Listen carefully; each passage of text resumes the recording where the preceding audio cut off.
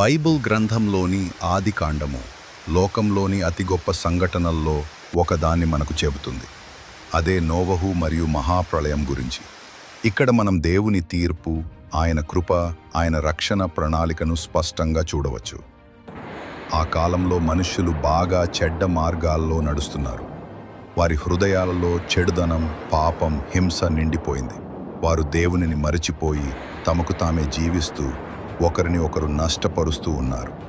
దేవుడు లోకాన్ని చూశాడు. మనుషులను సృష్టించినందుకు నేను బాధపడుతున్నాను అని ఆయన చెప్పాడు. కానీ అందరి మధ్య ఒక మనిషి భిన్నంగా ఉన్నాడు. అతను నీతిమంతుడు, దేవునికి ఇష్టమైనవాడు. అతని పేరు నోవహు. దేవుడు నోవహును చూశాడు. దేవుడు నోవాహుకు తన నిర్ణయాన్ని తెలిపాడు. నేను ఈ లోకాన్ని మహా వరదతో నాశనం చేయబోతున్నాను.